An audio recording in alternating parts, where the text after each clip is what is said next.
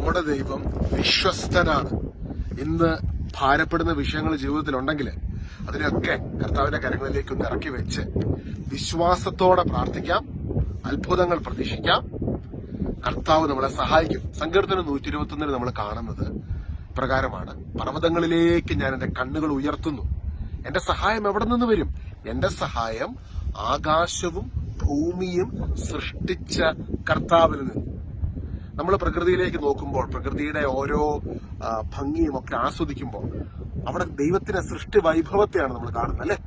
അപ്പോൾ ഓർക്കുക, ഈ ദൈവത്തിന് നമ്മളെ സഹായിക്കുവാൻ സാധിക്കും.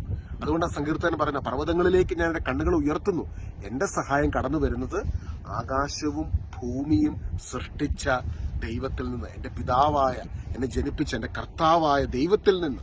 ആ ദൈവത്തിന്റെ സഹായം നിന്റെ ജീവിതത്തിലേക്ക് കടന്നു വരും. ഹെബ്രായർ 11 1 വാക്യം: വിശ്വാസം എന്നത് പ്രത്യാശിക്കുന്നവ ലഭിക്കുമെന്ന ഉറപ്പും കാണപ്പെടാത്തവ ഉണ്ട് എന്ന ബോധ്യവുമാണ്. നിന്നെ സ്നേഹിക്കുന്ന ഒരു പിതാവുണ്ട്. പ്രപഞ്ചത്തെ മനോഹരമായി സൃഷ്ടിച്ചവൻ നിനക്ക് വിലയിടുന്നു, നിനക്ക് വില തരുന്നു, അംഗീകരിക്കുന്നു. ആ ദൈവം വിശ്വസ്തനാണ്.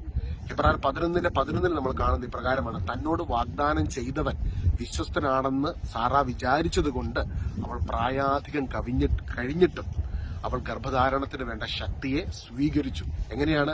തന്നോട് വാഗ്ദാനം ചെയ്ത ദൈവം വിശ്വസ്തനാണ് എന്ന് വിചാരിച്ചു. ഇന്ന് ദൈവത്തെക്കുറിച്ച് പോസിറ്റീവായ കുറെ കാര്യങ്ങൾ വിചാരിക്കുക, വിശ്വസിക്കുക. നമ്മളെ സഹായിക്കുവാൻ ദൈവത്തിന് സാധിക്കുമെന്ന് വിശ്വസിക്കുമ്പോൾ, പ്രത്യാശിക്കുമ്പോൾ നമ്മുടെ ജീവിതത്തിലേക്ക് ദൈവത്തിന്റെ ഇടപെടൽ കടന്നു വരും. കാരണം ഹെബ്രായർ 11:1 നമ്മൾ കാണുന്നു: വിശ്വാസം എന്നത് പ്രത്യാശിക്കുന്നവ ലഭിക്കുമെന്ന ഉറപ്പാണ്, കാണപ്പെടാത്തവ ഉണ്ട് എന്ന ബോധ്യവുമാണ്. അപ്പോൾ പർവ്വതങ്ങളിലേക്ക് കണ്ണുകൾ ഉയർത്തുവിൻ, എന്റെ സഹായം ആകാശത്തെയും ഭൂമിയെ സൃഷ്ടിച്ച, സ്വർഗത്തെയും ഭൂമിയെ സൃഷ്ടിച്ച ദൈവത്തിൽ നിന്ന് എന്ന് സങ്കീർത്തകൻ പറയുമ്പോൾ, കുരിശിൽ നമ്മൾക്ക് വേണ്ടി കാൽവരി മലമുകളിൽ ക്രൂശിൽ ബലിയായി തീർന്ന നമ്മുടെ കർത്താവായ യേശുവിന്റെ കുരിശിലെ പരിഹാര ബലിയിലൂടെ നമ്മുടെ ജീവിതത്തിലേക്ക് ദൈവത്തിന്റെ കൃപ ഇന്ന് പ്രവഹിച്ചുകൊണ്ടിരിക്കുകയാണ്.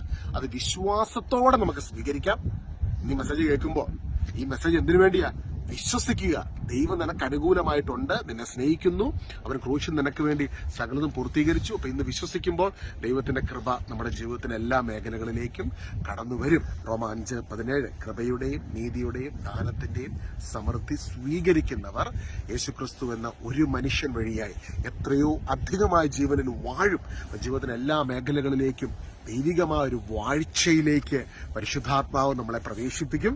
പരിശുദ്ധാത്മാവിനോട് ചേർന്ന് ഈശോയുടെ കുരിശിലെ പരിഹാര ബലിയിലൂടെ ഒഴുകിയിറങ്ങുന്ന കൃപയുടെ സമ്പത്തിനെ അനുഭവിച്ച് രുചിച്ചറിഞ്ഞുകൊണ്ട്, ദൈവത്തിന്റെ വിശ്വസ്തതയെ അനുഭവിച്ചുകൊണ്ട് നമുക്ക് ജീവിതത്തിൽ മുൻപോട്ട് പോകാം. വിശ്വസിക്കുക, അത്ഭുത വഴി ദൈവം നമുക്ക് വേണ്ടി തുറക്കും.